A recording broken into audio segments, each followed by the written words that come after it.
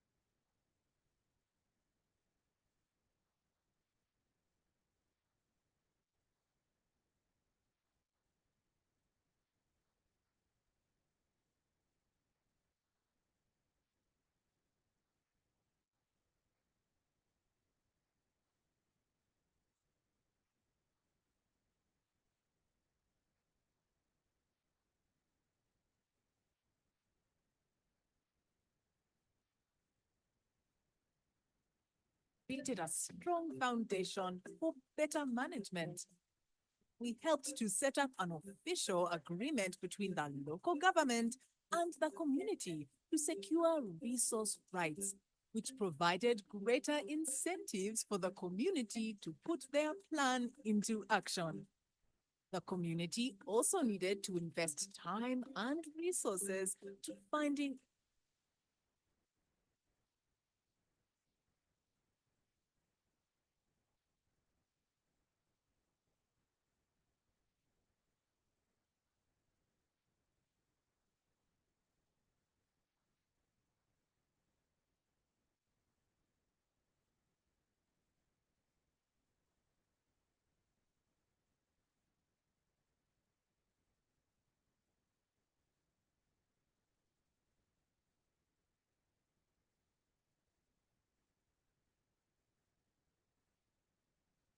and plan.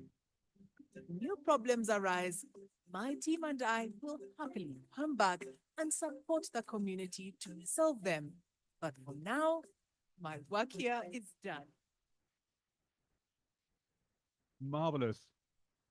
I have admiration and a lot of questions because a mere month before you get started. Hell, the best example of this I saw was in Zambia, and it took them 4 years of palaver before they decided to put their cattle in the same herd. So conflict is inherent in these systems, especially at the beginning when the money doesn't start flowing. And how to manage that is absolutely crucial. And we are very lucky to have a guy who is a specialist in managing these conflicts to address us next. Ken Otiono, the Executive Director of Reconcile. And Reconcile is a conflict management advisory body. You'll allow me to describe it like that because I'm sure you're going to give us a much better description.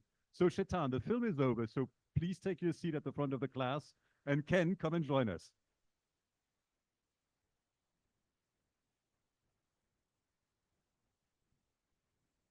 Thank you.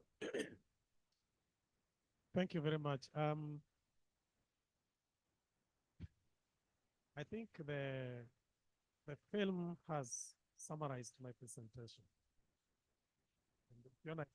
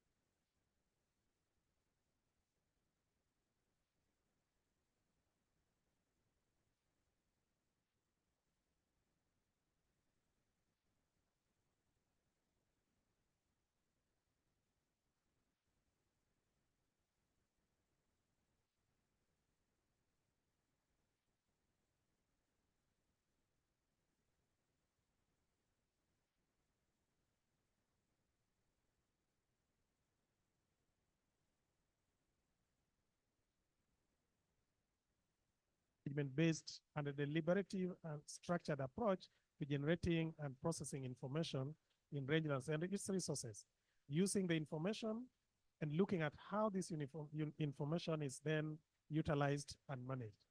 And oftentimes, resources require certain specificities in terms of the information that you generate and how you then share this information. So feedback is quite important in terms of how you use this, but also in terms of how you process this information, consolidate them, and share them.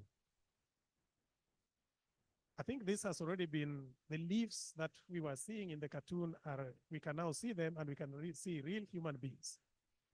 And To interrupt here, that means you cannot do participatory rangeland management when the wind is blowing. you can, but that is part of, you know, resilience. The resilience is important because you are working on a rangeland and oftentimes it's very dry. So you use sticks, you can use leaves, you can use grass, and so on and so forth. But what is important is that there are dynamics which are inclusive, that are need to be systematically developed and managed when you are reflecting on the land and resources. The second thing is about involvement of communities. Whether it is sunshine, whether it is rainfall, these communities are the owners of this resource that we are talking about. They are the ones who use these resources. And as a result of that, as such, they also know how to, navigate through, the the harsh environments, especially when you're talking about rangelands.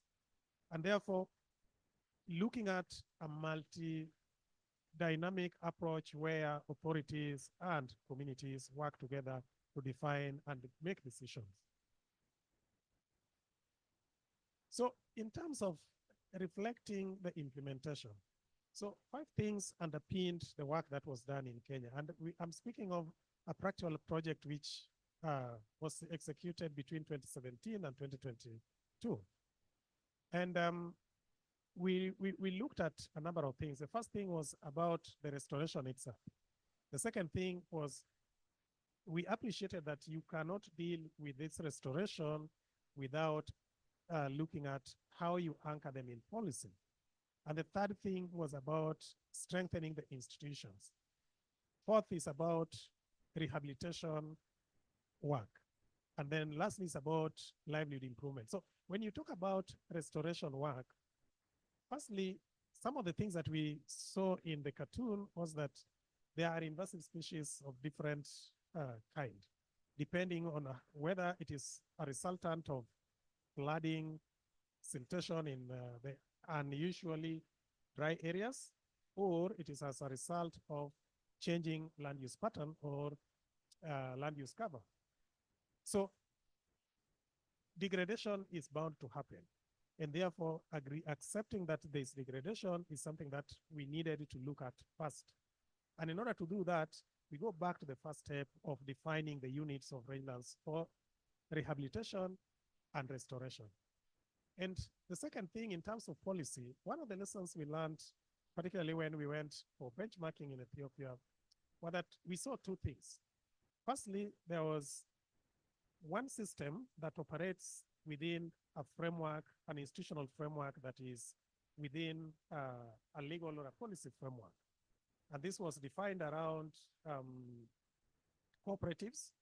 But then the other one was purely based on how communities, rangelands, pastoralists themselves operate within their own institutions. And then the reflection was, how would then this apply in Kenya?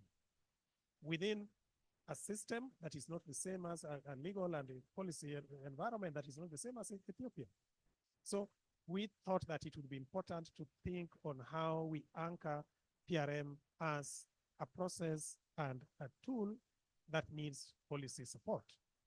And doing that then led us into how do you then prepare the community institutions in order to appreciate this new concept and approach. And that is how we came up with these 4 sub-counties as our rangelands management units, and then looking at the diversity in terms of not creating new initiatives, but appreciating that there are nature-based solutions that can be done and initiatives that communities can appreciate. So what makes it unique is that 1, PRM is community-owned, community-led. 2, that it's a process of planning and management that is led by the communities and supported by government and other development actors. And 3 is that it consists of understanding, planning, and implementation. But then the most important thing is that through participatory processes, it involves major stakeholders and communities. And basically, that is the process from communities themselves into their map, and then finally into a digitalized map. And conversation continues in terms of how you discuss and agree with communities and authorities working together. And what makes PRM unique from a participatory planning perspective is that it is not only community owned, but it also takes place through implementation by communities. And it also allows the different processes that involve major stakeholders and allows for different stages to be applied. And what is important is that it also recognizes that there are challenges such as conflict, capacity development, and peace building. And the significance of PRM within the pastoral land governance is that there are a number of things. Firstly is that there is the promotion of participatory therefore sustainable resource management, which involves local communities. Empowerment of pastoralists, which recognizes that traditional knowledge fosters a sense of ownership, that it promotes peaceful coexistence and minimizes disputes, including government institutions, which are important in terms of facilitating legal recognition. And they have the potential to define the development of appropriate infrastructure and services, and preserves the unique cultural heritage, and also allows for new initiatives like investing in creating investment schemes such as community rangelands investments, and encourages development, resilience, and PRM provides a framework for dialogue and community cohesion. And lessons learned, 3 lessons were important for us. That one, rangeland health is in an indirect influence on the community's livelihood. So this particularly means that we need to have a useful way of assessing the contribution of rangeland health to improve livelihoods, but even in the knowledge that the participation of women, men, and elders, youth, children is crucial. And lastly, that any management model that parcels out rangelands and promotes exclusivity often it's always met with little success. Ken, thank you very much. That slide is logical, it's beautiful, it says exactly what needs to be done, but as we all know, the devil is in the details, and it's very much in the details in the realization of all of this. There are many steps where this can go wrong. For example, elite captures of the institutions that are being put in place to manage these common resources. And what I like about PRM is that it tackles these issues head on rather than letting the problem become an abscess that then needs to be lanced like a stinking boil of some sort. And I know that next we're going to be talking to 2 people who have been going through this process and who can tell us what their how it has helped them better manage their own rangelands. Unless, of course, Fiona, you're telling me that Paulina and Gurumwa and Naitapuaki are not here? I'm sorry. They were too busy managing a rangeland somewhere. They couldn't make it. Oh dear. All right. Well. Okay. So yes, we have to deal with the problems that we have with. You know, the modern world is wonderful. We can fly all over the place. We can talk to one another on phones wherever we are. But sometimes we're reminded that things don't always work to plan. Sorry about that. So what we'll do next is have a little conversation. And I'm delighted, Zvi, that you made it, because at the beginning you weren't there. Hello. So Zvi, if you could come up on stage, because Zvi is a senior program manager at something called Herding for Health. And if you want to herd for health, presumably you're interested in both the health of human beings and the health of the rangelands on which they depend. And that's she is doing with something called the Peace Parks and Conservation International. But before we get a presentation, because Fiona, it turns out, had a plan B in case our Tanzanian friends couldn't make it. Well, it's not, oh my God, it's here. I'm the worst presenter, the worst moderator in history. Apologies. May I fire myself? All right, Fiona has a presentation. Sorry about that. But at least you got the blood flowing in your legs by standing up and sitting down again. Fiona, over to you.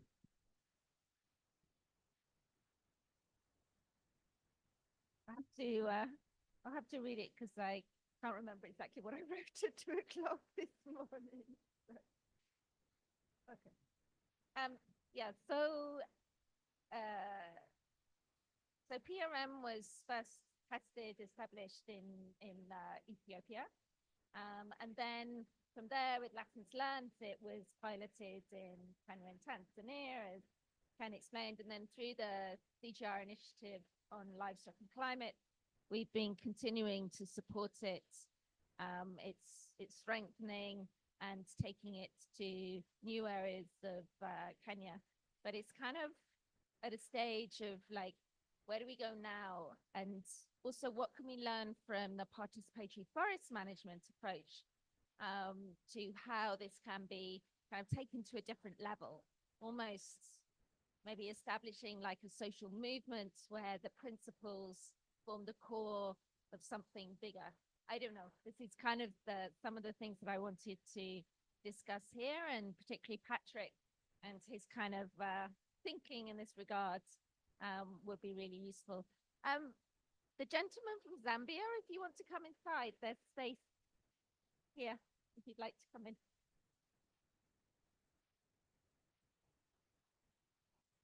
There is some space, more space at the front if you like.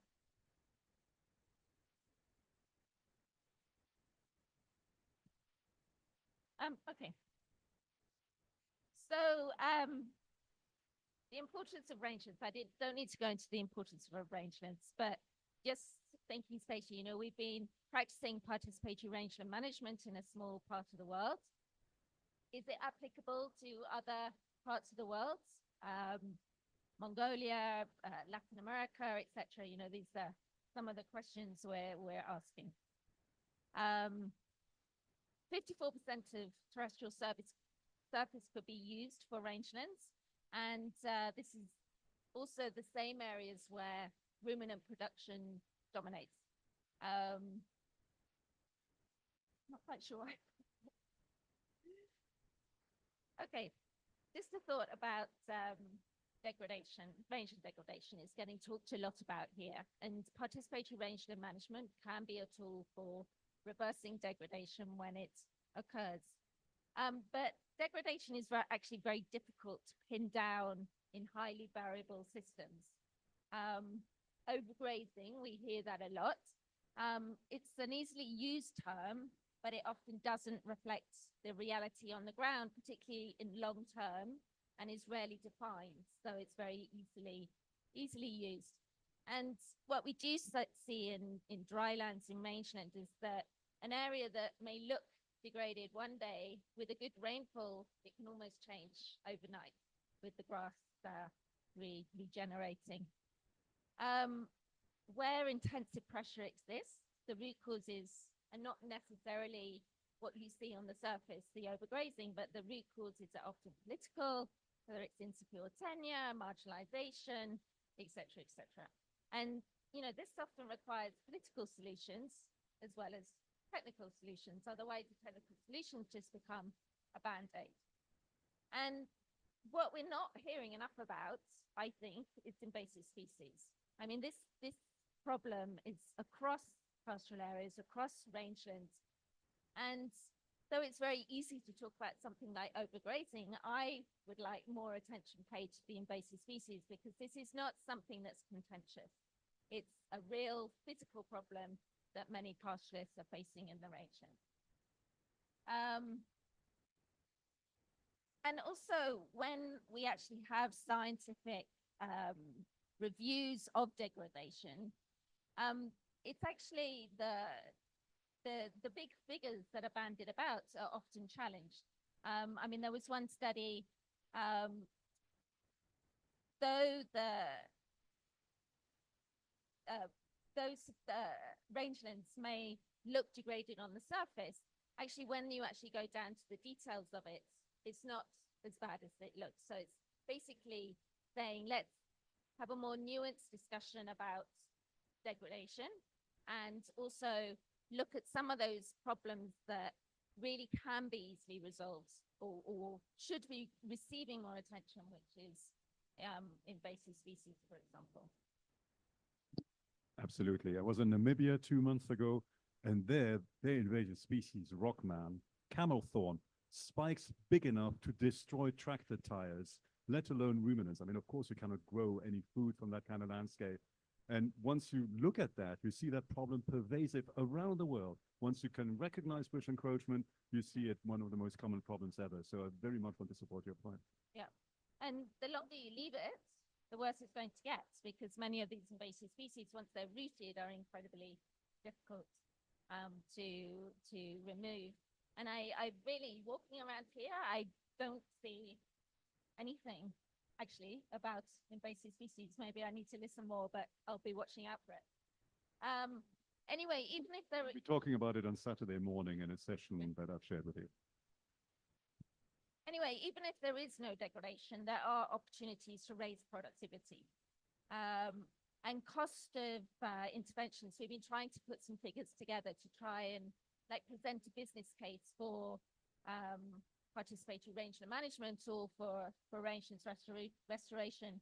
And my colleague, looking at some of the interventions that we've been supporting, simple ones like planned resting and grazing, it can have an impact. I mean, these figures need to be verified. They were a bit kind of, well, they were based on his calculations and our knowledge today, but he was estimating that with these very simple interventions, you can raise the the value of the products from rangelands for around 21,000 per year on 100,000 rangeland units. And then there's the additional, much longer term benefits coming from soil carbon, which that takes a very long time to actually to start being able to see that impact. But once it's there and there's regular good management, then it can hold on to that.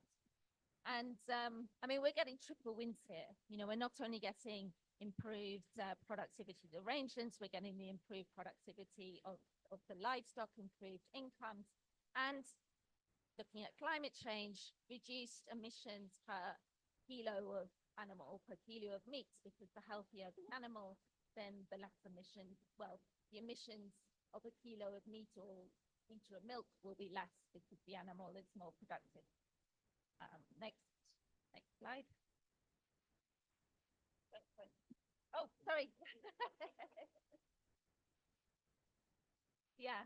So just some kind of general thoughts about the established. We've heard the details about PRM here, but I mean, it's a long-term process of capacity building, and it needs that long-term investment. Capacity building takes several years. It's not something that's done overnight, and communities need to decide themselves whether they want to go through this process or not. They need to be able to understand what the process is, and then whether they themselves want to take it forward. So it takes time, and it needs that funding supporting that. I mean, in the work that we've been doing to really provide good technical support through NGOs such as Reconcile, who are on the ground assisting the communities, assisting them with planning, thinking through, looking at options, particularly technical options for dealing with challenges such as invasive species. It probably takes around $40,000 to $60,000 a year to really help that process. Of course, the more units you're working in within an area, a rangeland unit, as defined by the communities, that kind of average per unit can reduce. But it is a strong investment, and it does need investment over a long period of time to really be effective. And at the same time, we can't forget the policy and legislation. And this has actually been a bit of a gap, for example, in Ethiopia, where PRM has been implemented over 1 million hectares. It's still not supported by facilitating policy and legislation. And so unless it's kind of rooted in government support with supporting policy and legislation, it's almost always going to be driven by projects. And so you have to have the communities wanting this, you have to have the government wanting this for this to be sustainable. So yeah, currently PRM being supported in Ethiopia, Kenya, and Tanzania.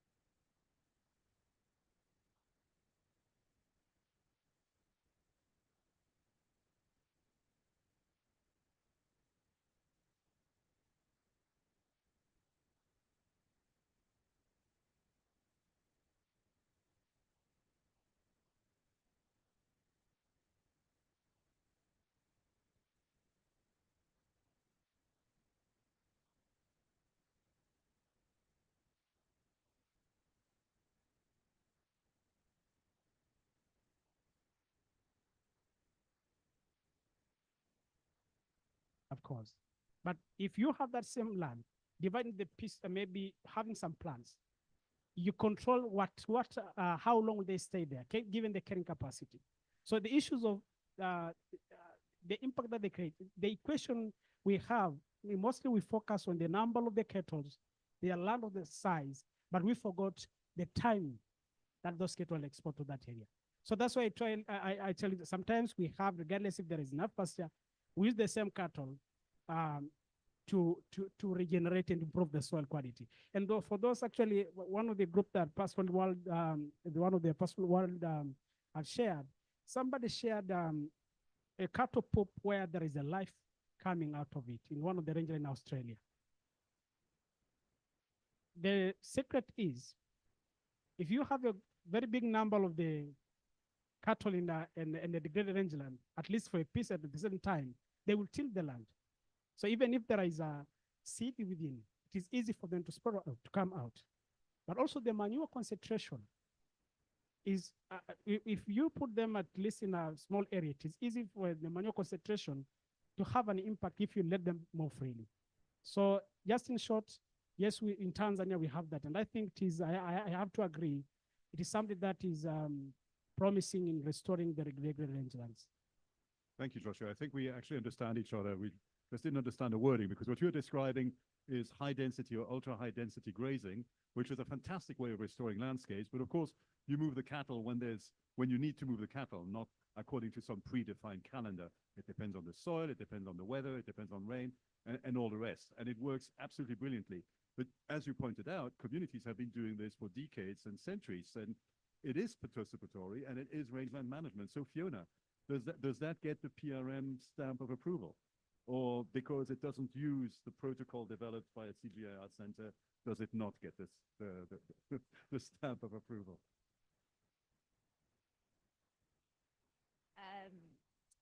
I think it have to be on a case by case basis. I mean, not this is a externally supported intervention, so there's no question about that. But it's not saying that communities have not been doing this before. It's building on whatever is there and strengthening it, because we know that there are new challenges that communities are finding difficulty in addressing. Absolutely, notably the people with suits, the decision makers, to get to the third question. So Joshua, you and I, we both know that this management system is brilliant. The communities know that this management system is brilliant. Everybody in this room is probably by now convinced that this management system is brilliant. Have you got any experience of convincing people who sit in air-conditioned offices and wear suits all day that this is brilliant? And if so, how did you convince them? Well, for Tanzania, there are, back as pastoralists, we have one issue with the government, free mobility. Moving from one location to another is the problem to them. They want to make sure that people remain at their own land, try to utilize, if it is a village, try to utilize fully what they have. So yes, in Tanzania, I think it is something that is acceptable. And I think Fiona can attest, and anyone who have worked with in NGO sector in Tanzania, the government is providing the full support. The system itself directs you to work with the government. You cannot just go to the village and work alone without involving the local governments. The ministry have to know what is going on before they have to approve the project before going to the community level. So yes, they know. Apart now, leave aside the politics. Even if sometimes the politics is the problem, even if something is good, if they don't have, sometimes there are people, because of their own interest, they might even say that we never heard of this. But in reality, they have been involved. In reality, they know what is happening and they know what is best. And I think sometimes they support this because they are trying to control person from the free mobility from one ward to another, from location to another. So in your experience, do they understand the importance of this management style, or is their brain polluted by the idea of overgrazing that you mentioned is so ill-defined and is used to condemn grazing in so many circumstances? I think they understand the importance of it. So I don't know if I will be out of the equation, but sure. We have a very big problem that is we are having, particularly for the pastoral communities. And I think in even the areas like most where these programs we implement, and that is the challenge, is although the government understands the importance of it, they understand the component of the conservation within. The problem is not whether the community is utilized that or working or if it is successful. The policy is also another issue. We have some policies fighting against one another. For example, we have had the very big case now for Tanzania where the people from Loliondo and Ngorongoro, the conservation issue, they come and say, you guys, we need to conserve this part of the land. The land that has been taken. Fortress conservation. Yes, fortress conservation, or sometimes I call it Yellowstone models conservation. The land that is being taken is not a free land. The rangeland land, the same land that the communities are managing, we're helping them to manage. Now, because we cannot control and block out the wild animals from coming to the rangeland, the same way they do for the conservations, they come and tell us it is you guys who are following the wildlife. So it is not the matter of whether this sometimes to the government if it is successful or not. The land tenure security for those people is also a problem. A massive issue. And I think and if you look back at the diagram that Fiona showed, all of these issues, the land tenure was just one of the blue boxes there, but it's one of the most serious ones. I'd like to get over to you, Burma. Mongolia is unique in that maybe with Chad, it's the only country on the planet where the pastoralists are in charge. Everywhere else, like in Tanzania, it's city dwellers, urban people, farmers who are in charge. So has that made a difference? How is grazing managed in Mongolia? And is participatory rangeland management a thing? Does it have potential? Is it something that you're doing in your own style already? Thanks for the question. Yeah, so and how can I start? So I would like in the big like if I go back like 2 years back, I thought like Mongolian pastoral is so different from other countries. But when you like go to the other areas, you can find out some similarities. So they are like mobile, they are moving all the time. So this participatory approach actually started in Mongolia almost 20 years back. It's a project called like Green Gold Project, which is started 2004. So since that, we are creating different